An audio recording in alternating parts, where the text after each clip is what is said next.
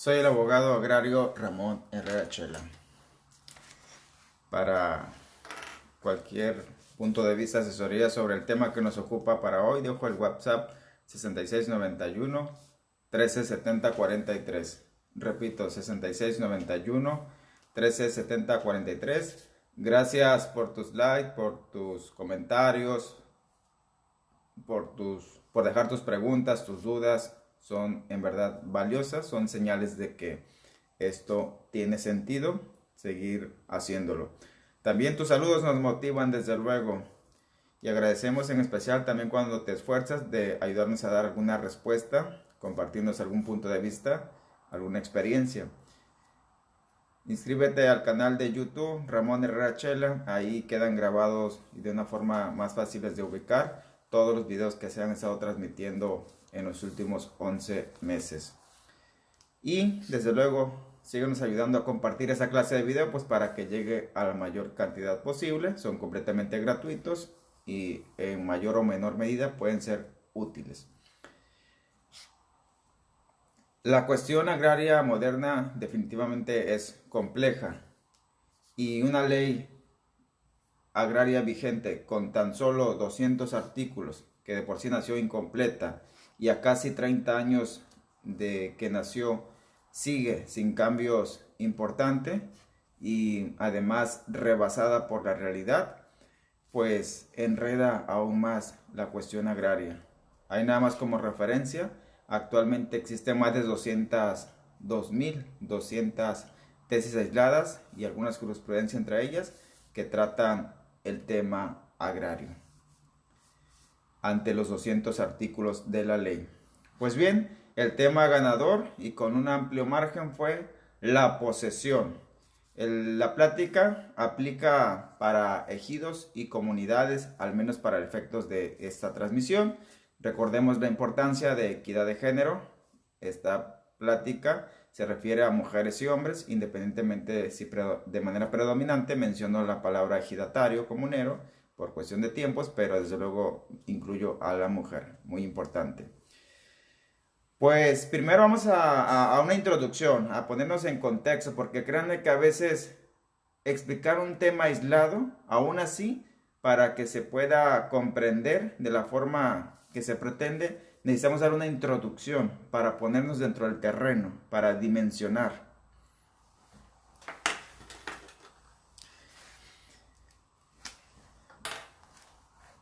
Pueden existir dentro de un ejido o comunidad tres clases de derechos distintos que se ejercen dentro de las tierras que pertenecen al ejido o a la comunidad. La primera es la propiedad. Por ejemplo, el ejido es propietario de sus tierras de uso común. De hecho, en estricto derecho, el ejido es propietario de la parcela que ha sido dada en titularidad a un ejidatario mediante un certificado. Y hasta que esa parcela le tramiten el dominio pleno, abandonará la propiedad social, abandonará el régimen agrario y adoptará pues la propiedad privada con las leyes locales. Hasta entonces, mientras eso no ocurra, se entiende que en estricto derecho la propiedad de una parcela es del ejido o de la comunidad. El segundo derecho es el de la titularidad.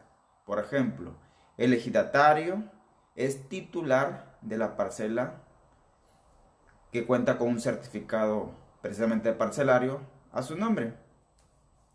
Y aquí este es un derecho de lemo intermedio, es una especie de experimento del derecho social. Es decir, el ejidatario es casi dueño, como si fuera dueño, y es evidente que sí es poseedor, y puede ejercer todos los derechos como un propietario sobre su parcela en calidad de titular de la parcela basado en su certificado parcelario, pues. Puede incluso abandonar su parcela, y aunque la tenga abandonada, aunque no la cultive, aunque esté montada, no se la pueden quitar, porque le pertenece a él en titularidad de acuerdo al certificado. El tercer derecho es la posesión, precisamente, y es el tema más complejo de los tres que te acabo de mencionar.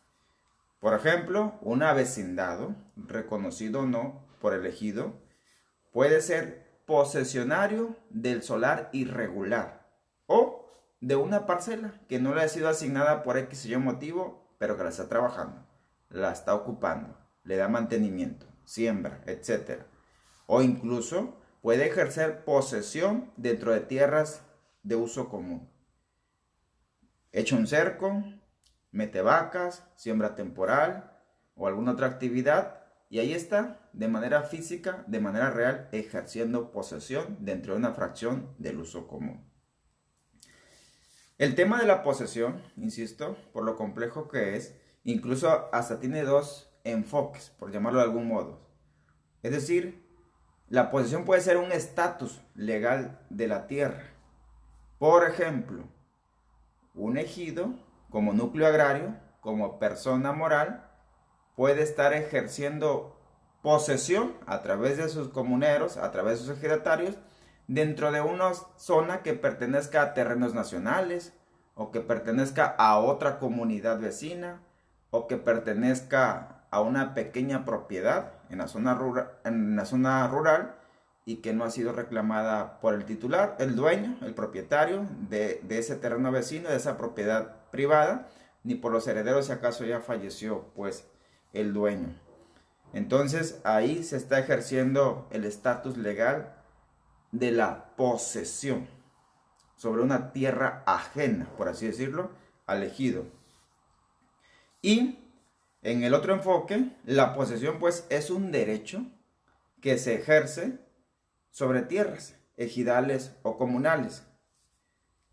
En otras palabras, en efecto consiste en un acto, en un hacer, en un estar, en la materialización de ese acto llevada a cabo por persona o personas, ya sea de manera directa o de manera indirecta. Por ejemplo, un comprador que dejó a medias el proceso del contrato de enajenación a título oneroso puede rentar la parcela, pero se entiende que el que se dice dueño, entre comillas, o titular de la parcela porque ya la compró, se la renta a su compadre o la trabajan sus peones. Él por X o Y motivo puede no estar trabajando, pero ahí está. Alguien asegura que es el poseedor y a su vez le transmite esa posesión a una tercera persona. Y en esos terrenos de la posesión, de hecho es hasta un error limitarnos al estricto significado de la palabra. Es un error, insisto, porque hay tantas variantes que vamos a abordar algunas de ellas. Por ejemplo, posesión significa ejercer una ocupación. Dijeran los técnicos del derecho, detentar la ocupación de una tierra, ya sea de manera personal o directa o indirecta o a través de terceros. Poseer, por lo tanto, tiene esa connotación, esas variantes de que puede estar ahí ocupando de manera permanente, de manera continua, como para que sí de manera pública o en el ejido se entienda pues que en efecto la parcela le pertenece a doña María porque la viene trabajando desde hace 30 años, desde hace 20 años, aunque nadie se ha preguntado si doña María cuenta ya con documentos, con un certificado, con un contrato sobre esa parcela. La otra variante de la posesión es la que se ejerce sobre solares, es decir, para habitar, para vivir, para radicar dentro del solar, dentro del lote, tener pues ahí su domicilio. O, en su caso, tener un negocio, un establecimiento comercial. O de hecho, también pueden tener una oficina dentro del solar.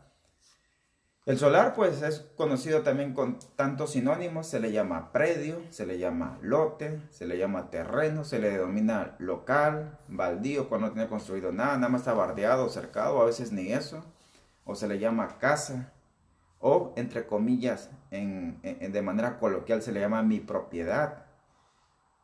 aunque insistimos, puede que nada más en estricto derecho esté ejerciendo la posesión. Por cierto, la posesión tiene las siguientes variantes. Es un derecho que puede estar reconocido.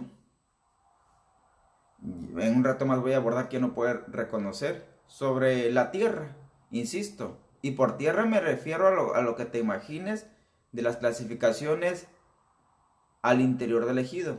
Tierras de uso común, tierras parceladas o tierras que conforman el asentamiento humano o la zona urbana, el pueblo pues. Las manzanas, las cuadras, los lotes.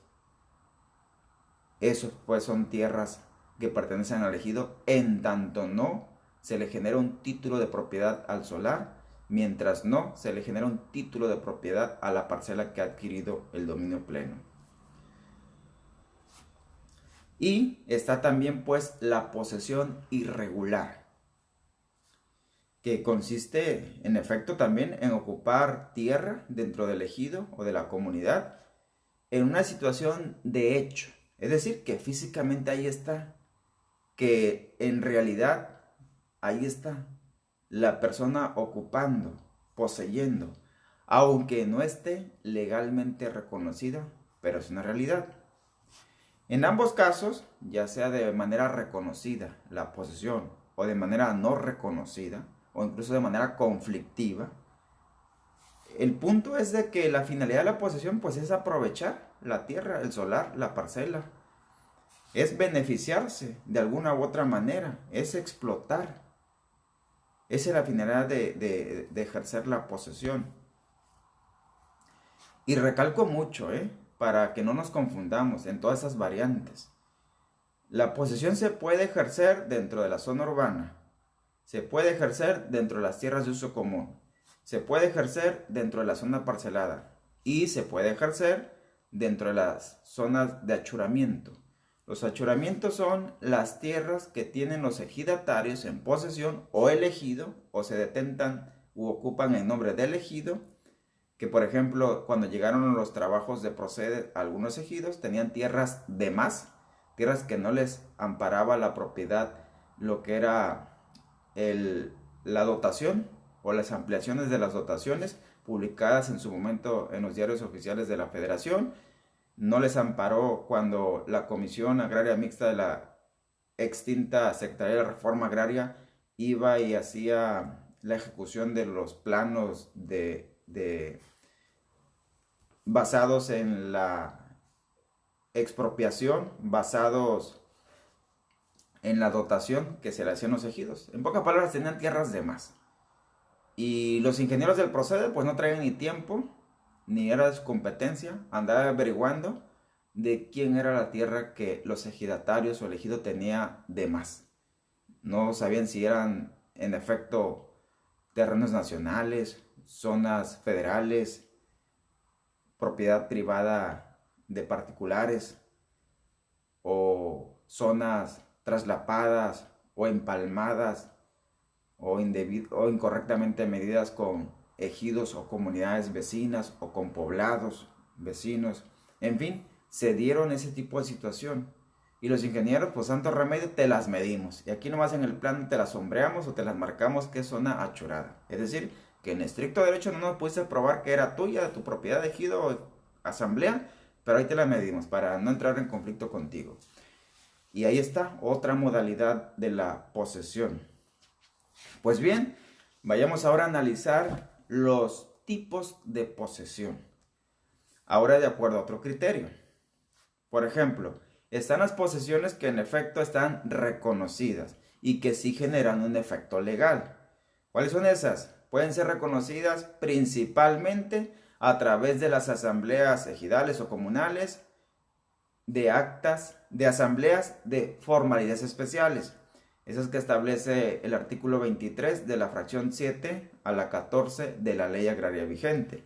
A ese tipo de asambleas se les llama ADAT, Asamblea de Delimitación, Destino y Asignación de Tierras. Otros colegas le llaman ADAT, Asamblea de Delimitación de Destino y Asignación de Tierras Ejidales. Yo le quedo hasta ADAT con T porque también se incluye pues la tierra comunal se incluyó en ese tipo de programas.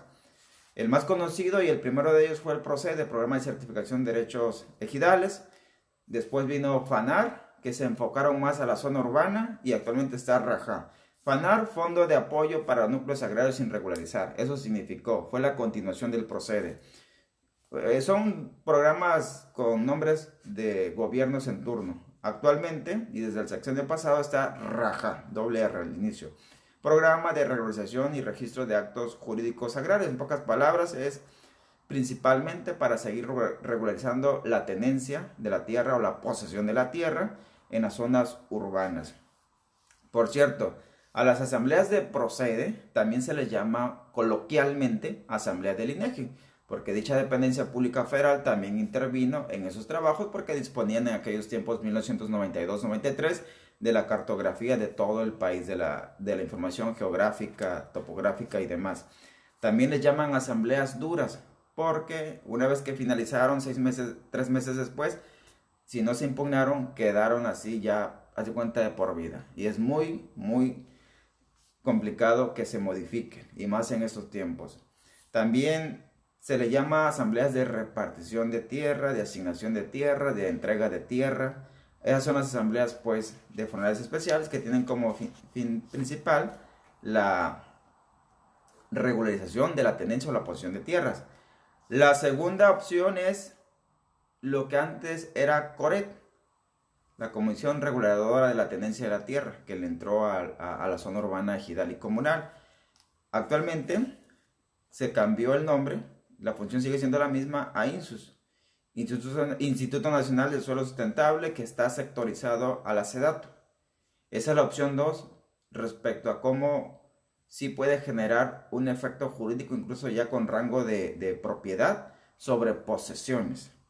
Y la tercera es por sentencias del Tribunal Agrario, siempre y cuando el efecto de la posesión se eleva a propiedad, siempre y cuando haya ocurrido una de las dos opciones antes mencionadas, es decir, una asamblea de ADAT o una asamblea de CORET o un programa de CORET. Porque si no hay ninguno de esos dos programas o asambleas, el Tribunal Agrario nada más se va a pronunciar respecto a la posesión. Y por más que lo pidan las partes, que se genera un título de propiedad, un certificado parcelario, un certificado de uso común, no se va a generar mientras esa zona, mientras ese predio, mientras ese terreno en particular, esa fracción de tierra, no esté sujeta a uno de esos programas o asambleas. Y hay otra variante, ahí mismo, que sí genera efectos legales pero muy limitados. Por ejemplo, las asambleas de formalidades simples, esas que se celebran por segunda convocatoria con los que estén, que tratan los temas del primero, de la fracción primera a la 6 del artículo 23 de la ley agraria. Esas asambleas les llaman asambleas generales, asambleas ordinarias, asambleas extraordinarias, asambleas de fin de mes, asambleas de inicio de mes o asambleas por segunda convocatoria. Ojo ahí, si en asuntos generales tratan el tema de que Pedro le vende a Juanita su solar y la asamblea se entera del asunto, vota con que está de acuerdo que ahora el solar de Pedro le pertenece a Juanita porque se lo compró en 50,000 pesos, pues queda sentado. Mayoría de votos, estamos de acuerdo, reconocemos que ahora el solar es de Juanita. Y ojo ahí, es un solar irregular, obviamente, la ilustración de esta ocasión. Entonces la asamblea nada más está reconociendo una situación de hecho, la pura posesión. No vayan a cometer el error que porque lo aprobó la asamblea, dijo Chela, que ya nos pueden dar un título de propiedad. No.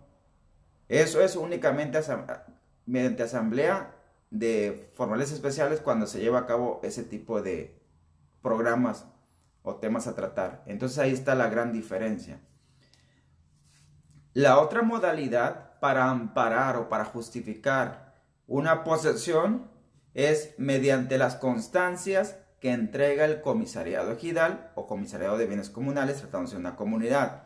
Ojo ahí, aquí vienen también variantes respecto a las dichosas constancias. Número 1, la asamblea como les dije, Pedro le vende a Juanita, autorizó, entre comillas, que el solar ahora le pertenece a María, a Juanita, quien lo adquirió. Pero, aunque ellos en su mundo, los ejidatarios, los comuneros, ya lo aprobaron, insisto en el punto, nada más el efecto de la posesión, eso que quede claro. Y esa constancia que le expide el comisariado, entonces en este caso en particular ya está justificada porque lo determinó la asamblea. El comisariado nada más procede a darle la formalidad mediante una constancia en la cual, por cierto, se recomienda que se mencione en qué fecha se celebró la asamblea que autorizó y si es posible que a la constancia le agregue una copia del acta de asamblea donde se aprobó el punto. Otra modalidad que he detectado es de que los comisariados también entregan constancia de posesión porque así se les autoriza su reglamento interno. Recordemos que el ejido es dueño de las tierras y el ejido se rige al interior pues, por un reglamento interno precisamente. Y si en el reglamento interno acordaron dentro de sus artículos que sí es permitido que se expidan constancias de posesión, pues el comisariado simplemente está acatando lo que dice el reglamento. Si el reglamento dice que la constancia va a tener un precio, que antes de expedirla hay que investigar si efectivamente quien está solicitando la constancia tiene físicamente la posesión o justifica que la compró, que se la heredaron, que se la regalaron, pues eso sería lo ideal del reglamento. O bien, si esa autorización al comisariado no está en el reglamento, puede que exista un acta, que algún comisariado nuevo en el cargo, buscando la forma de que disminuyan los problemas, puede pedirle a la asamblea que quede asentado, que le dan permiso, que le autorizan para que expidan constancias, al menos durante su administración. Y si la asamblea dice así, pues adelante. Y pues también hay comisariados que andan expidiendo constancias sin tener facultades. No los autorizó la asamblea, ni le avisaron, no les autoriza el reglamento, ni está ahí establecido. Y en ningún acta de asamblea se acordó darle permiso al comisariado para que ande vendiendo constancias o expidiendo constancias, pero en la realidad lo hacen. Esta última modalidad prácticamente carece de efectos legales. Las otras tres sí podrían tener cierto efecto legal. Si me preguntan, oye, ¿para qué sirven entonces esas constancias? Dice que tiene efecto limitado. Ahí te va la respuesta.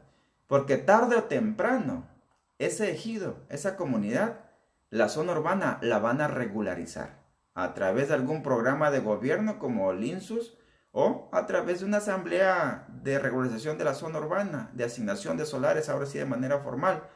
Y aquel avecindado, aquel vecino del poblado, aquel ejidatario, aquella comunera que traiga su constancia que se la expidieron hace 10 años, hace 5 años, hace 3 meses atrás, desde luego que va a tener el derecho preferente para que el INSUS, antes Coret, le entregue su título de propiedad, para que cuando lleguen los ingenieros a hacer sus mediciones de las manzanas, de la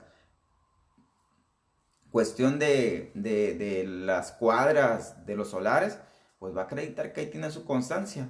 Y eso pues le va a dar un derecho preferente para que en plena asamblea se le apunte ahí su solar porque acreditó que trae la posesión.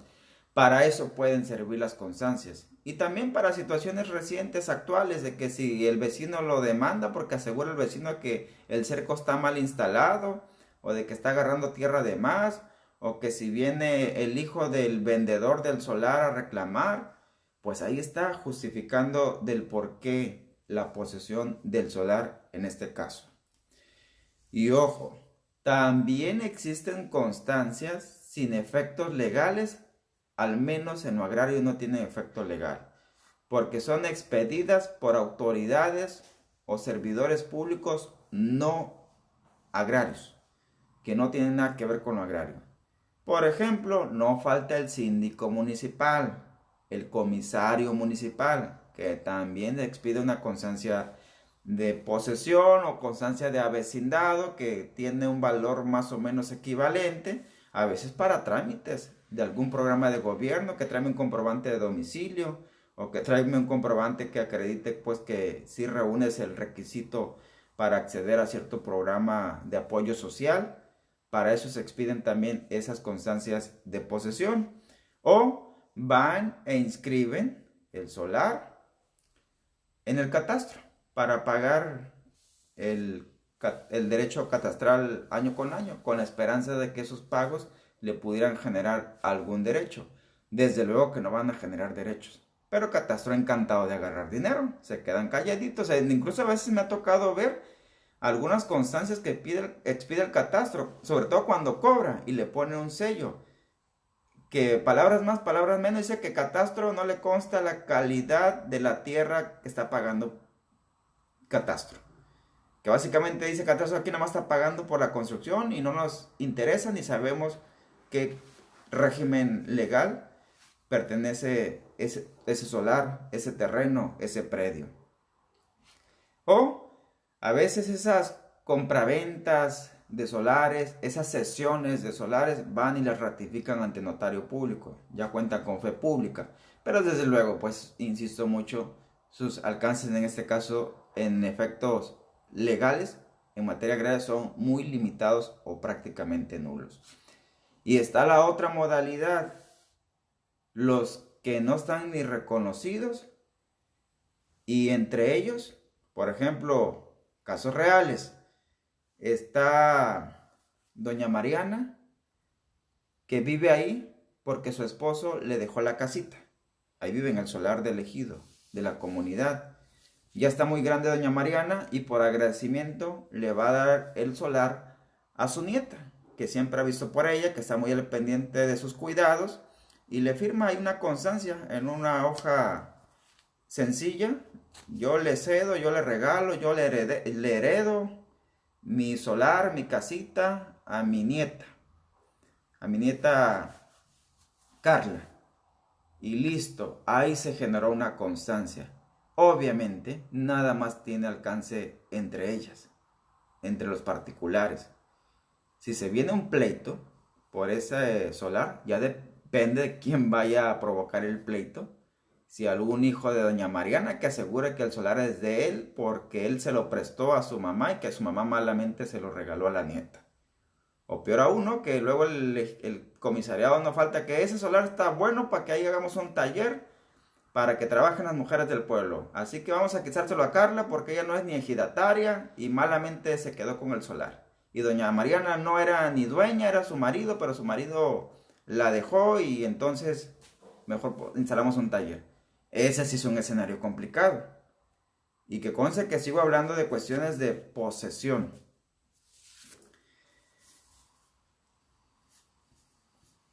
Y también está el último extremo. Las situaciones legalmente inexistentes en el mundo jurídico, pero existentes en la realidad. Los posesionarios precarios que adquirieron de palabra. Me ha tocado conocer casos donde gente que se dedica a la pizca llega a un pueblo con motivo de trabajo agrícola, ganadero, cuidan ganado, trabajo del campo, pues llegan al pueblo y en el tiempo que llegaron todavía sobraba mucho terreno a la orilla del pueblo que estaba reservado para crecimiento. Y pues no faltó que se les hizo fácil construir ahí una choza muy sencilla, muy rústica, y poco a poco nadie le dijo nada. Pues de hecho a los ejidatarios pues siempre tienen ese espíritu solidario, ¿no? Pues aquí instálate, no hay nadie, tú ahí construye, ahí está abandonado, o ahí le dimos hace 20 años a don Porfirio, pero pues se fue, tú métete, tú ocupa, tú construye, ahí tú nomás páganos la cuota anual, mensual, páganos el agua, y ahí se quedan. Es decir, adquirieron la posesión de palabra, o literal, el vecino vio que su vecino se fue para el norte, se fue para otro lado, dejó su casa en obra negra a medias, se metió y con los años hizo derecho, según él. Y pues ahí está, poseyendo.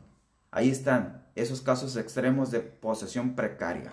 Y le llamo precaria porque no cuentan con ninguno de los documentos que te acabo de mencionar para justificar. Y a veces le digo, oye, pues por lo menos cuando me plantean esos casos, tienes el recibo del agua potable a tu nombre, el recibo de la luz, es decir, del contrato de la comisión de la CFE. No, licenciado, ahí se paga nada más una cuota del agua. No, pues siempre pago la luz, pero sigue a nombre de mi padrino, el que me regaló aquí. Pues más complicado el escenario, ¿no? Ya que si por lo menos cuenta con agua potable, energía eléctrica, algún otro servicio registrado, el contrato, el medidor a nombre de él en ese solar irregular, ya por lo menos tenemos por dónde meternos ante un pleito, por dónde defender, por dónde acreditar que cuántos tiempo llevamos ahí habitando. Porque aquí nos aplica el Tribunal Agrario cuando las partes que están peleando están en igualdad de circunstancias respecto a que ambas tienen nada más puras constancias de posesión. El tribunal va a valorar que quién fue el primero, cuál fue la primera constancia, quién fue el que empezó a ejercer la posesión en primer momento. Lo va a valorar por aquello de que es el primero en tiempo, es primero en derecho. Claro está, un título de propiedad mata una constancia de posesión. Aunque no necesariamente, porque si el título de propiedad se generó mediante una asamblea a la que no fue convocada, invitado, quien ya traía la posesión porque asegura que se la heredó en vida, la compró, se la dejó como agradecimiento a algún pariente, pues tiene derecho a pedir la nulidad parcial de esa acta de asamblea que asignó solares. ¿Qué documentos entonces sirven para acreditar, para probar la posesión ante un pleito legal? Pues todos los que te acabo de mencionar. Desde luego que tienen jerarquía esos documentos respecto al valor legal, respecto al efecto legal. De hecho, están escalafonados en la medida que te lo mencioné. La primera y principal, pues son esas actas de asambleas que delimitan y asignan solares, asambleas de jornales especiales, y así se vienen hasta la constancia, pues que llegara a expedir el síndico municipal, el comisario municipal, que no van a tener mucho alcance en un juicio agrario, pero por lo menos sirve como una referencia. Por lo menos sirve para ir atando cabos. Fíjense que aquí abro un paréntesis, y los digo porque a veces me pongo a discutir en algunos foros de WhatsApp. Conozco colegas, mis respetos para ellos, incluso con grados académicos, doctor, maestros en derecho, que para ellos nada más existe en cuestión de posesiones lo que está expresamente señalado en la ley agraria o en la ley general de asentamientos humanos que deriva de la ley agraria y nada más. Y le digo, oye, y entonces si a doña Chonita le heredó de palabra su esposo el solar, y ahí vive, doña Chonita, ahí tiene ya 20 años viviendo, y llega un ahijado abusivo y la quiere sacar, para ti no existe ese problema, para ti no existe el hecho real que doña Chonita ahí está en su casa, en el solar irregular. Porque casi se dan a entender de que si no existe en la ley, no existe en el mundo real. Y es al revés. Existe en el mundo real y ahora vamos buscándole forma respecto al fundamento legal. Y ahorita les voy a explicar cuáles son precisamente los fundamentos legales o cuáles pueden ser. En primer lugar está la Constitución Federal de nuestro país. Su artículo primero pues habla de los derechos humanos. El derecho a la posesión, el derecho a la propiedad, el derecho a la titularidad es un derecho humano. El artículo quinto habla mucho de las posesiones que incluso tienen comunidades indígenas. El artículo 14 y 16 señala que nadie puede ser privado, nadie puede ser molestado en sus posesiones. Y ojo ahí, la Constitución no hace exclusiones, no discrimina la calidad de posesiones. En ninguna tesis aislada, en ninguna jurisprudencia, han interpretado de que el artículo 14 y 16 que habla de la posesión, que no aplica en materia agraria, que no aplica en posesiones que se detentan de manera irregular en materia agraria. Entonces, nomás que nos da flojera empezar a interpretar y a buscarle por ahí. O a veces nos quedamos con la primera experiencia. Si algún profesor de universidad nos dijo, hey, déjense tonterías, el artículo 14.6 no aplica en lo agrario, pues allá la opinión del profesor. O puede que un magistrado del Tribunal Agrario en su criterio dijo, no, para mí no me vengan con cuentos de la Constitución de respecto a posesión. Bueno, te casaste con esa idea, pero en lo particular, yo siempre le sigo buscando y buscando y buscando. Hasta que de manera aislada o de manera reiterada por ahí logro convencer a una autoridad que lo establecido en el artículo 14.6 sí puede ser extensivo a la posesión que se ejerce sobre tierras ejidales. Claro, considerando todo esto que te vengo explicando, no nomás así porque sí. Y sobre todo el artículo 27 de la Constitución, recordemos que la ley agraria vigente es secundaria, es accesoria, es reguladora pues del artículo 27 constitucional. Y está pues la ley agraria, la normativa especial, en su artículo 23, ahí señala en la fracción cuarta, en la fracción 7, en la fracción 8, que se deben de tratar el tema de las posesiones o de los posesionarios. Sus artículos 48, 56, 64, 68, 69 habla al respecto de las posesiones. Incluso porque la Asamblea tiene facultades para tratar los asuntos sobre posesiones. Está también la Ley General de Asentamientos Humanos, Ordenamiento Territorial y Desarrollo Urbano, aunque ya quedó empolvada, ya quedó en el olvido. La que la vino a reemplazar es la ley, yo le llamo la ley de la SEDATU, es decir, el reglamento de la ley agraria en materia de certificación de derechos ejidales y comunales y títulos de solares. Hago una aclaración, ese es este reglamento de la ley agraria en materia de certificación de derechos ejidales y titulación de solares, es el que quedó ya olvidado y empolvado por ahí. Lo vino a sustituir la ley de la SEDATU. Esa ley, aclaro, se llama Ley General de Asentamientos Humanos, Ordenamiento Territorial y Desarrollo Urbano, que básicamente es en la que se basa programas como el INSUS, programas como el RAJA, el antes FANAR, el antecedente pues del programa original de Procede. Ahí están esos ordenamientos legales que hablan de las posesiones, de la tenencia de la tierra en materia agraria.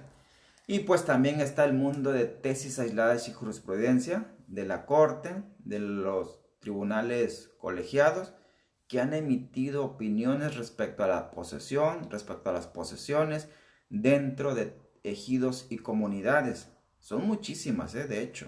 Yo te recomiendo que en la primera oportunidad empieces a revisar las primeras. Y también en el tema de las posesiones, como ya lo mencioné, está el reglamento interior del ejido o el estatuto comunal de la comunidad, pues los acuerdos de asamblea al respecto. Insisto, el reglamento interior, el estatuto, los acuerdos que se tomen mediante asamblea tienen efectos al interior para que la casa esté en orden, para que contribuya a la sana convivencia, al respeto ahí a los derechos, a las tierras, a las parcelas, a los solares, al uso común.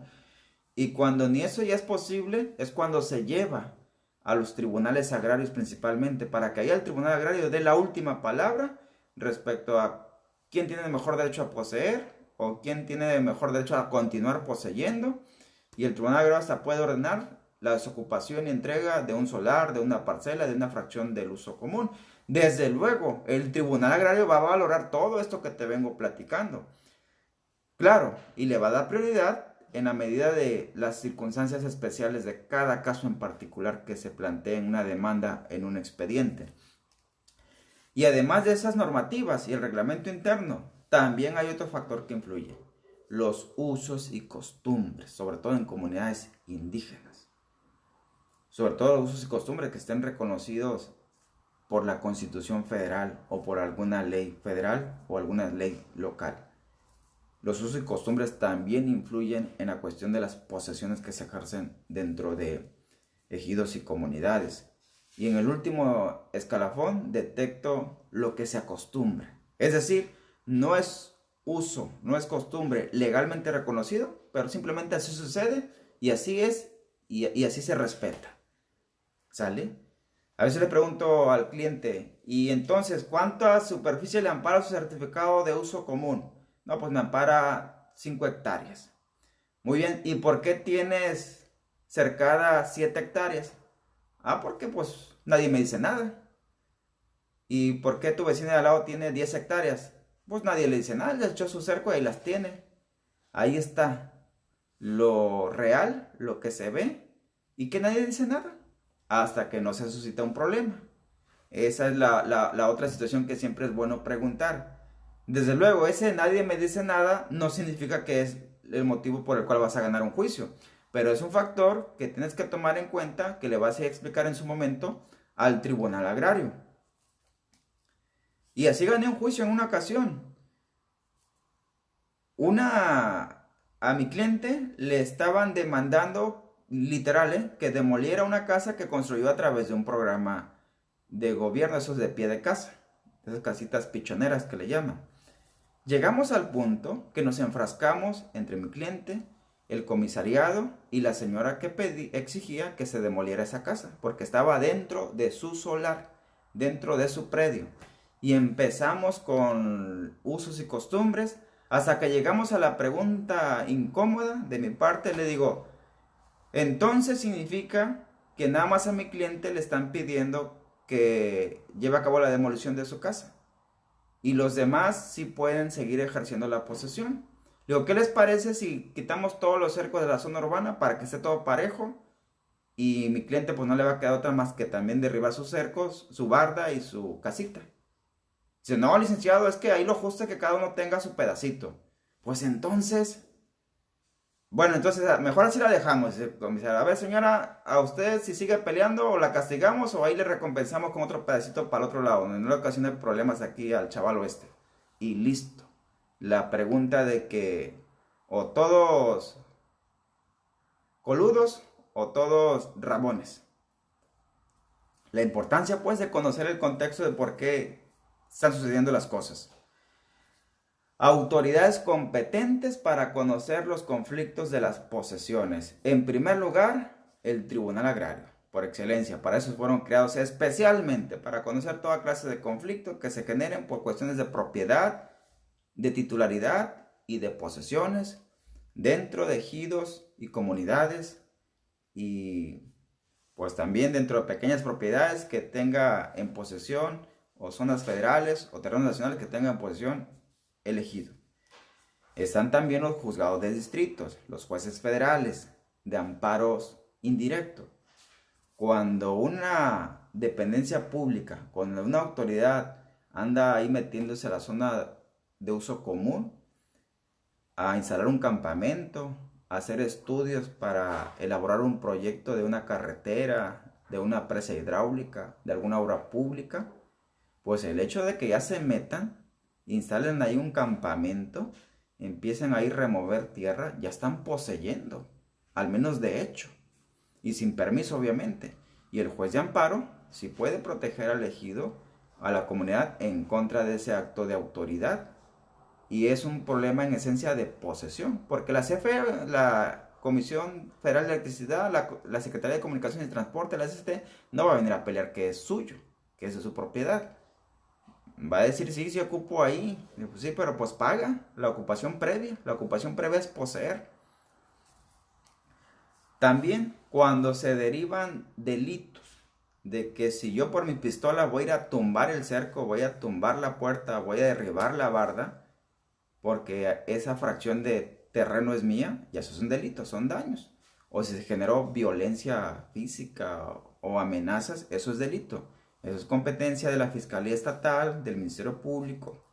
Y, ojo ahí, a veces también toman parte los juzgados civiles de primera instancia. No deberían de hacerlo, pero sucede a veces de que precisamente el solar ya fue regularizado a través de CORED, ya fue regularizado a través de una asamblea de forales especiales, pero quedó en el limbo.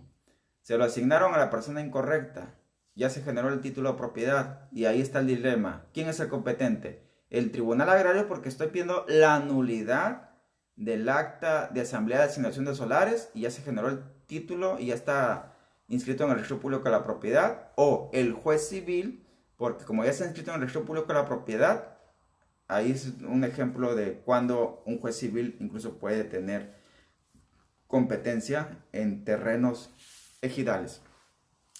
Así que, a manera de conclusión respecto a estas cosas, la primera, toda posesión tiene por lo menos una explicación. Más que una justificación, tiene una explicación.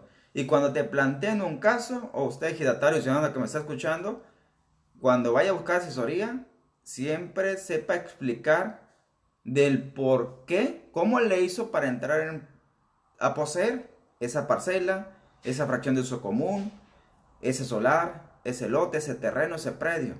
Porque la autoridad se lo va a preguntar y más vale que tenga una respuesta coherente sobre todo.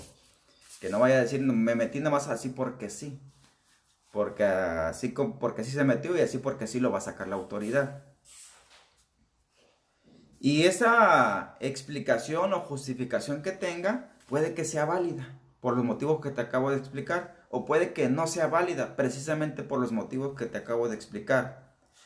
Segunda conclusión, toda posesión es defendible. Tienes derecho a defender tu posesión, por más irregular que sea. La puedes defender. Obviamente, no por el derecho que tengas a defender tu posesión, significa que tienes garantizada que la vas a ganar. Ojo ahí, tampoco se dejen chamaquear por el abogado o la abogada que te asegura que tú puedes pelear la posesión y que a ti te van a entregar tu título de propiedad.